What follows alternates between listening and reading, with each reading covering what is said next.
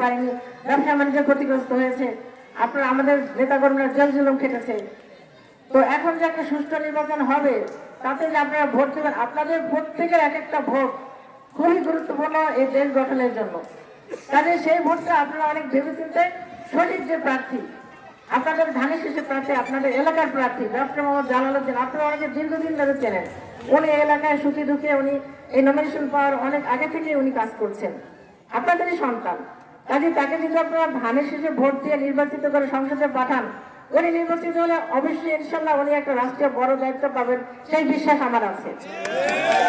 এবং সেই ক্ষেত্রে আপনাদের এই মতলববাসীর, আপনাদের এই বিশেষ করে ইউনিয়নের সুখী দুঃখে ভালো মন্দ কথা উনি সংসদে বলতে পারবেন। আপনাদের উন্নয়নের জন্য উনি যেমন বলতে পারবেন, এটা অন্য কেউ পারবে বলে মনে হয় না, কারণ উনি আপনাদের এই ইউনিয়নের সন্তান। সেই ক্ষেত্রে আপনাকে ধানের শীষে ভোট দিয়ে তাকে জয়যুক্ত করবেন। এখানে বিএনপি এবং ছাত্রদল, যুবদল, স্বেচ্ছাসেবক দল, কৃষক দল, বিভিন্ন আন্দোলন সংগঠনের সর্বপর্যায়ের নেতারা আছেন।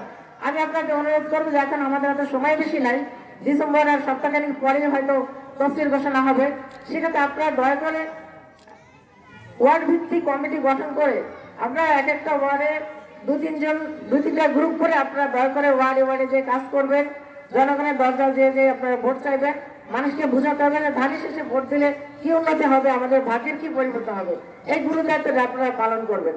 মাঠে যে সমস্ত দল আছে তার মধ্যে বিএনপি একমাত্র দল যাদের রাষ্ট্র ক্ষমতা একাধিকবার রাষ্ট্র পরিচালনার অভিজ্ঞতা আছে, এছাড়া কিন্তু অন্য কোনো দলের নাই।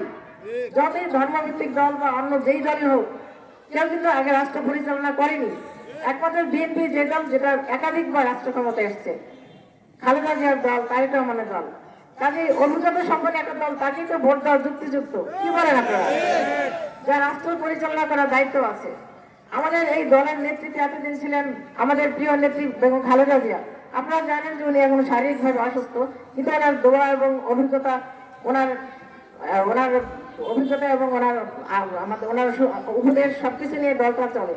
এখন দলের নেতৃত্ব তরুণ যে আগামী রাষ্ট্রনায়ক হতে যাচ্ছেন তারেক রহমানের হাতে, এবং ওনার হাত ধরে দেশটা আমরা সবাই মনে করি আর সুন্দর মতো চলবে।